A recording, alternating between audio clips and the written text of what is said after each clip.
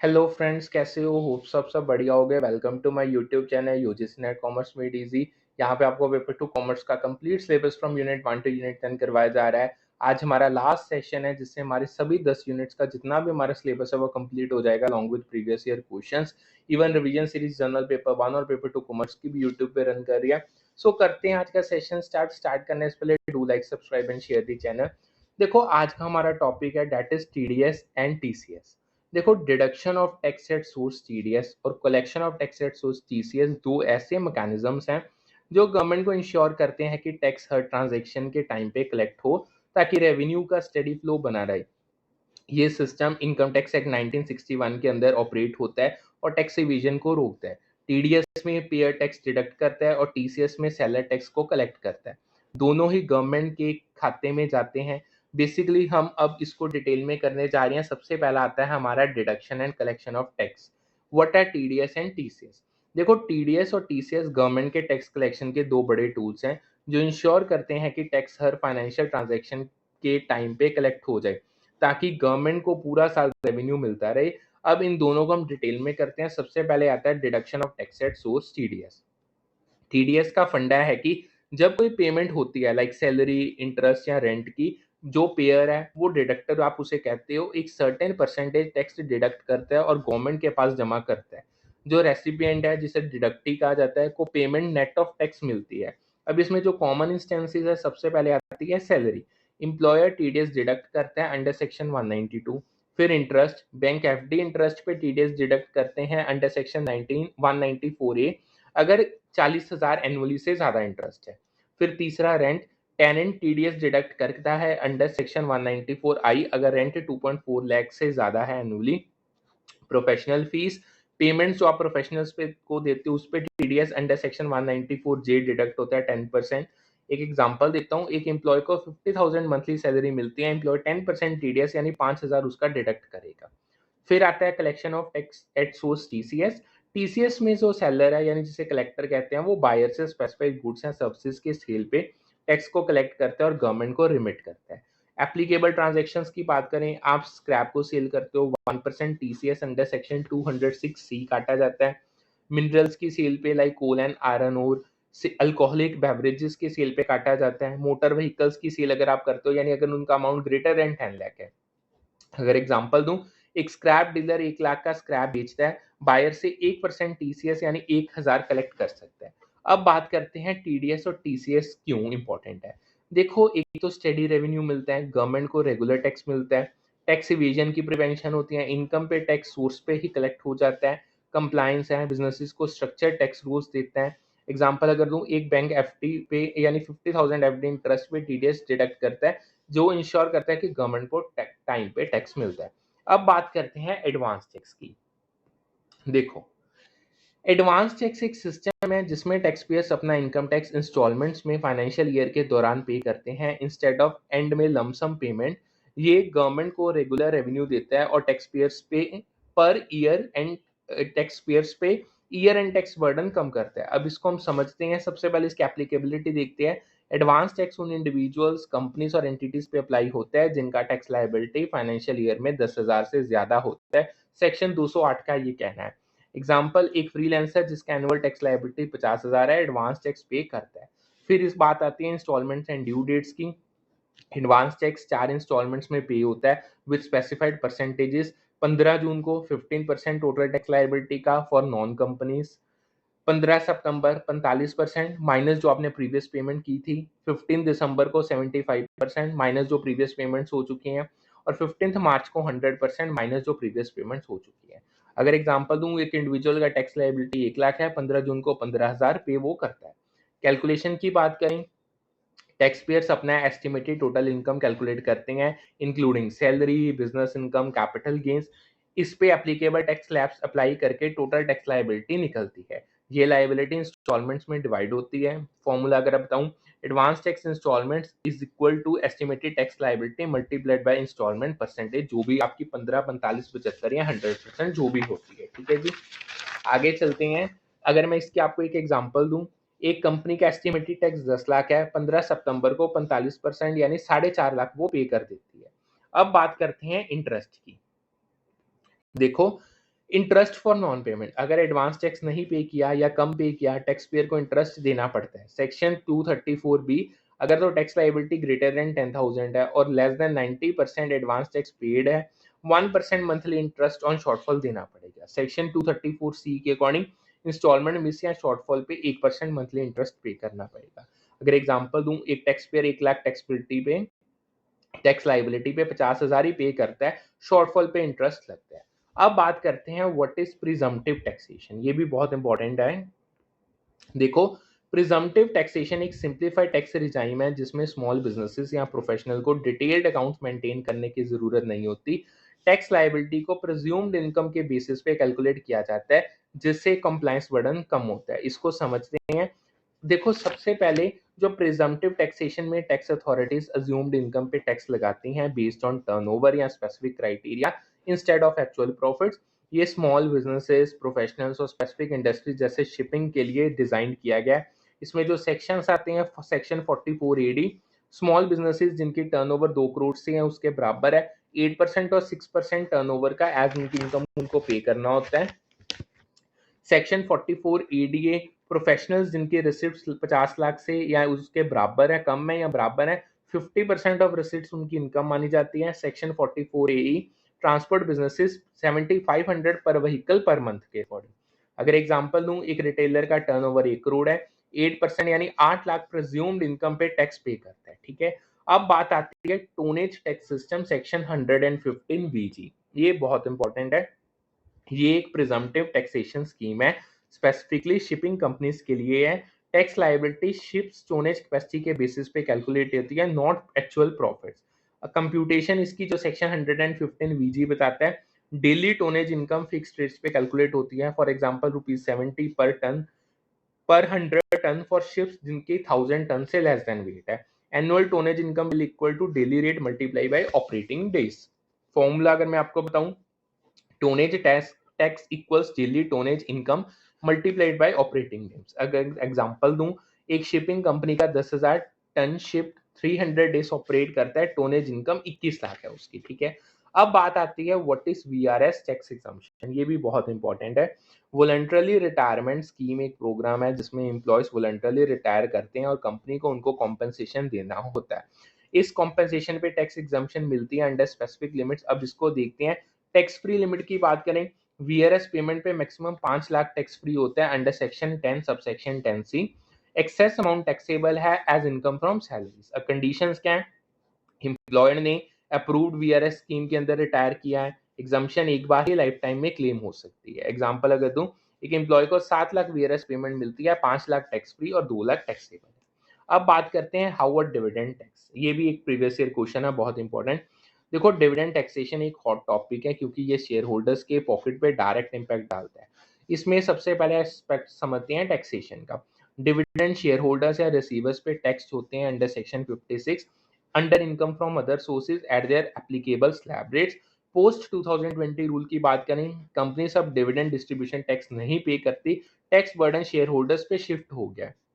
Example, एक share holder को 1 lakh dividend मिलता है, 30% स्लैब रेट पे 30,000 टैक्स पे वो करेगा। फिर आती है डबल टैक्सेशन डिबेट। देखो, इकोनॉमिस्ट आर्ग्यू करते हैं कि डिविडेंड्स पे टैक्स डबल टैक्सेशन है क्योंकि कंपनी पहले प्रॉफिट पे कॉर्पोरेट टैक्स पे करती है, फिर share holders dividend pay personal tax पे करते हैं। काउंटर आर्ग्यूमेंट अगर मैं आपको बताऊं, डिविडेंड्स एक सेपरेट इनकम स्ट्रीम है, सो टैक्स एक कहीं ना कहीं जस्टिफाइड है। एग्जाम्पल अगर दूं, एक कंपनी 100 करोड़ प्रॉफिट पे 25% कॉर्पोरेट टैक्स यानी 25 करोड़ पे करती है, share holders 75 crore dividend pay personal tax देते हैं। अब नेक्स्ट आता है security premium account, section 52 companies act 2013। Security premium account यानी शेयर इश्यूएंस से एक्सेस अमाउंट को डिविडेंड पेमेंट के लिए यूज नहीं किया जा सकता क्योंकि ये कैपिटल नेचर का है। ये प्रीवियस ईयर क्वेश्चन है। एग्जाम्पल अगर तो एक कंपनी अपने 50 करोड़ सिक्योरिटी प्रीमियम से डिविडेंड नहीं दे सकती। अब कुछ की टैक्स कंपोनेंट्स आते हैं। अब बेसिकली सारे आपके प्रीवियस ईयर क्वेश्चंस आएंगे जो अब हम डिस्कस करने जा रहे हैं। देखो, इनकम टैक्स सिस्टम में कुछ की आइटम्स हैं जो टैक्स पेयर्स के लिए जरूरी होती हैं। सबसे पहले आता है डियरनेस अलाउंस। डीए एक सैलरी कंपोनेंट है जो इन्फ्लेशन के अगेंस्ट एम्प्लॉयज को दिया जाता है, फुली टैक्सेबल होता है under income from salaries. Example अगर दूं, एक एम्प्लॉय को 10,000 डीए मिलता है, पूरा टैक्सेबल है। फिर लीव ट्रैवल अलाउंस यानी एलटीए आता है। एलटीए एक टैक्स एग्जम्प्ट अलाउंस है अंडर सेक्शन 10 सबसेक्शन 5 जो एम्प्लॉयज को ट्रैवल एक्सपेंसेस के लिए मिलता है subject to condition like actual travel या डोमेस्टिक ओनली कंडीशंस होती हैं इसकी। अगर एग्जांपल दूं, एक एम्प्लॉय 50,000 एलटीए क्लेम करता है फॉर फैमिली वेकेशन, ये टैक्स फ्री है। नेक्स्ट आता है आपका tax deduction and collection account number 10। 10 एक 10 डिजिट यूनिक नंबर है जो टीडीएस या टीसीएस डिडक्टर या कलेक्टर्स को इशूड होता है under section 203 subsection A. Example, एक कंपनी 10 यूज करती है to file a TDS return. अब बात करते हैं आईटीआर फॉर्म्स की। Income tax returns tax payers के लिए मैंडेटरी है अगर उनका इनकम टैक्सेबल लिमिट से ज्यादा है। अलग अलग आईटीआर फॉर्म्स डिफरेंट कैटेगरीज के टैक्स पेयर्स के लिए होते हैं, इनको हम समझते हैं। सबसे पहला आता है आईटीआर 1 सहज। ये सिंप्लीफाइड फॉर्म है for individuals with income from, जिनकी इनकम सैलरी या पेंशन से है, वन हाउस प्रॉपर्टी या अदर सोर्सेज जैसे एफडी का इंटरेस्ट। इसमें बस लॉटरी और रेस हॉर्स की विनिंग्स नहीं आती। एलिजिबिलिटी टोटल इनकम 50 लाख के कम या उसके बराबर होनी चाहिए। ये डायरेक्टर्स के लिए जो कंपनी के उन पे नहीं लगता, एप्लीकेबल नहीं है। इंडिविजुअल्स जिनके फॉरेन एसेट्स इनकम उन पे भी नहीं एप्लीकेबल है। Holders of unlisted equity share उनके लिए भी एप्लीकेबल नहीं है। एग्जांपल अगर दूं, एक सैलरीड इंडिविजुअल जिसकी 40 लाख इनकम और FD interest ITR form file वो करेगा। फिर आता है आईटीआर 2, ये इंडिविजुअल्स और एचयूएफ्स के लिए जिनके विद नो बिजनेस और profession income but complex sources like capital gains और फॉरेन एसेट्स हैं उनके पास। एग्जांपल अगर दूं, एक NRI with foreign income ITR 2 file करता है। फिर आता है आईटीआर 6, ये होता है कंपनीज के लिए, except those claiming section 11 exemption like charitable trust. Example अगर दूं, एक प्राइवेट लिमिटेड कंपनी आईटीआर 6 को फाइल करती है। फिर आईटीआर 7, ये पर्संस और कंपनीज के लिए data required to file under section 139 subsection 4 A यानी ट्रस्ट हो गया, 139 subsection 4 B political parties, 139 subsection 4 C scientific research institution और 139 4 डी यूनिवर्सिटीज के लिए। एग्जांपल अगर दूं, एक चैरिटेबल ट्रस्ट आईटीआर 7 को फाइल करता है। फिर आता है सेक्शन 139 सबसेक्शन 1 रिटर्न फाइलिंग का, ये सेक्शन है, ये बहुत जरूरी है। ये सेक्शन मैंडेट करता है कि हर पर्सन, चाहे वो इंडिविजुअल है, कंपनी है या फर्म है, जिसका इनकम टैक्सेबल लिमिट से ज्यादा है वो आईटीआर को फाइल करे। ड्यू डेट्स क्या है? इंडिविजुअल्स के लिए 31 जुलाई असेसमेंट ईयर की, कंपनीज और ऑडिट केसेस के लिए सितंबर 30 या अक्टूबर 31। एग्जाम्पल, एक इंडिविजुअल 10 लाख इनकम के लिए जुलाई 31 2025 तक आईटीआर को फाइल करते हैं। अब जो इसको एक्सटेंड कर दिया गया है। नेक्स्ट आता है what are deductible and non deductible expenses. देखो, income from business and profession calculate करते टाइम कुछ एक्सपेंसेस डिडक्टिबल होते हैं और कुछ नहीं।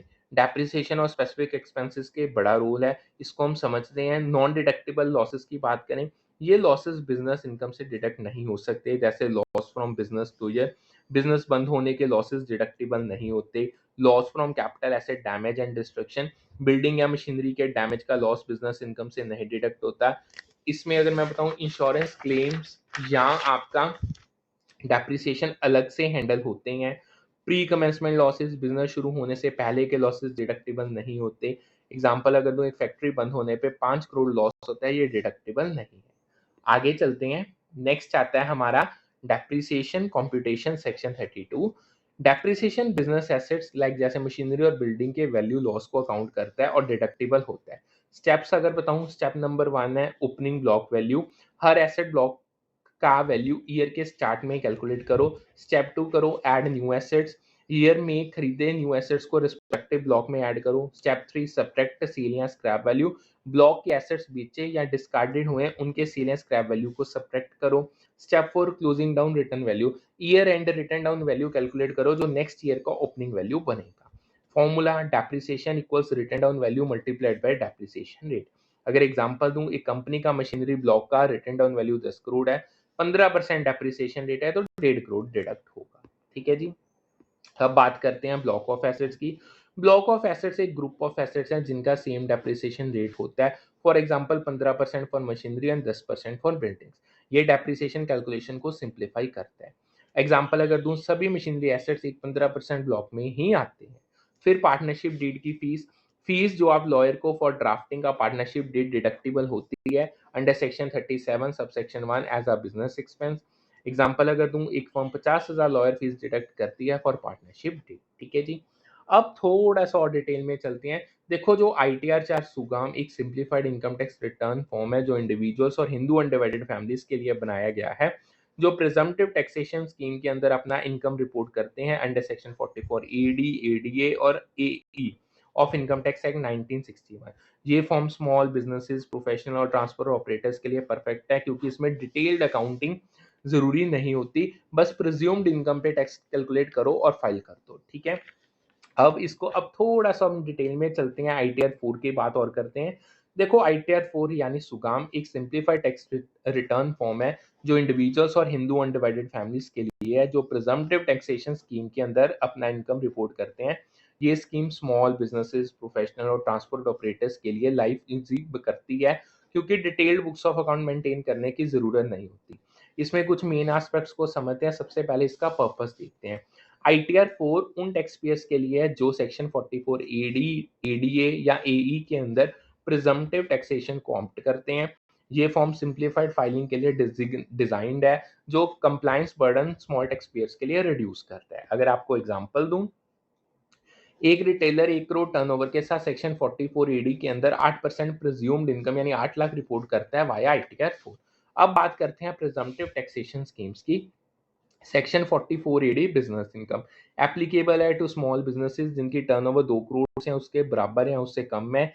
इंक्रीज, अब जो जिसको अब 3 करोड़ कर दिया गया कुछ केसेस में विद फाइनेंशियल ईयर्स 24-25, अगर कैश रिसिप्ट 5% से कम है।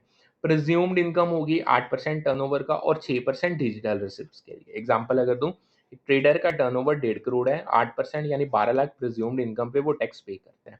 फिर आता है 44 एडीए प्रोफेशनल इनकम, एप्लीकेबल है to professionals like doctors, lawyers, CS जिनकी ग्रॉस रिसिप्ट 50 लाख से कम है। अब इसको 75 लाख कर दिया कुछ केसेस में विद फाइनेंशियल ईयर 24-25 से, अगर कैश रिसिप्ट अगेन 5% से कम है।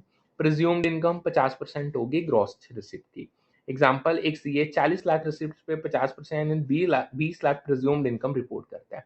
फिर आता है 44 एई ट्रांसपोर्ट बिजनेस, एप्लीकेबल है टू ट्रांसपोर्ट ऑपरेटर्स जिनके पास 10 से कम व्हीकल है। प्रिज्यूम्ड इनकम 7500 पर व्हीकल पर मंथ होगी इसमें। एग्जाम्पल अगर दूं, एक ट्रांसपोर्टर 5 ट्रक ओन करता है, 5 इंटू 7500 इंटू 12 4.5 लाख उसकी प्रिज्यूम्ड इनकम होगी। अब बात करते हैं एलिजिबिलिटी रिस्ट्रिक्शंस की।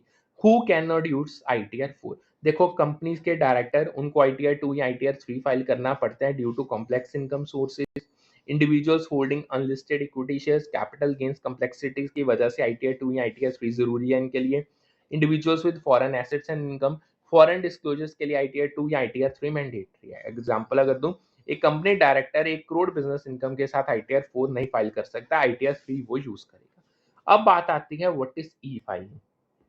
देखो, ई फाइलिंग का मतलब है इनकम टैक्स रिटर्न्स को ऑनलाइन पोर्टल के थ्रू इलेक्ट्रॉनिकली फाइल करना। ये एक कन्वीनियंट और एफिशिएंट तरीका है जो टैक्स डिपार्टमेंट ने इंट्रोड्यूस किया है ताकि टैक्स पेयर्स का टाइम बचे और एरर्स कम हो। अब इसको समझते हैं। सबसे पहले आता है मैंडेटरी ई फाइलिंग। कंपनीज और इंडिविजुअल्स जिनका इनकम 5 लाख से ज्यादा है उनके लिए ई फाइलिंग मैंडेटरी है। बाकी टैक्स पेयर्स के लिए ऑप्शनल है बट हाईली रिकमेंडेड क्योंकि ये फास्टर और एरर फ्री है। एग्जाम्पल अगर दूं, एक फ्रीलांसर 6 लाख इनकम के साथ ई फाइलिंग करता है। फिर आता है online portal. Income tax department का ऑफिशियल पोर्टल यानी www.incometax.government.in टैक्स पेयर्स को रजिस्टर, प्रिपेयर और सबमिट रिटर्न्स का ऑप्शन प्रोवाइड करता है। थर्ड पार्टी प्लेटफॉर्म जैसे ClearTax and Tax2Win भी ई फाइलिंग सर्विसेज प्रोवाइड करते हैं। एग्जाम्पल, एक रिटेलर इनकम टैक्स पोर्टल पे आईटीआर 4 को अपलोड करते हैं। अब बात करते हैं इसके प्रोसेस की। सबसे step number 1, register. Tax payer PAN और डिटेल्स के साथ ई फाइलिंग पोर्टल पे अकाउंट बनाता है। स्टेप 2, लॉग इन करो। रजिस्टर्ड क्रेडेंशियल से लॉग इन किया जाता है। Step 3, download utility and prepare return. Relevant ITR form जैसे आईटीआर 4 का यूटिलिटी डाउनलोड करके इनकम, डिडक्शंस और टैक्स डिटेल्स को फिल करो। Step 4, e file return. Prepared return file portal पे अपलोड करते हैं।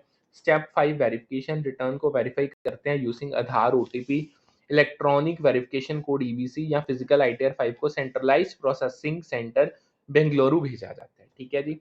एग्जांपल, एक सीआईटीआर 4 यूटिलिटी डाउनलोड करके क्लाइंट का रिटर्न फाइल करता है और आधार ओटीपी से वेरीफाई करता है। फिर चौथा आते हैं बेनिफिट्स की। अब बात करें हम इसके, तो ईज ऑफ यूज है, घर बैठे फाइल करो, कोई पेपर वर्क हैसल नहीं है।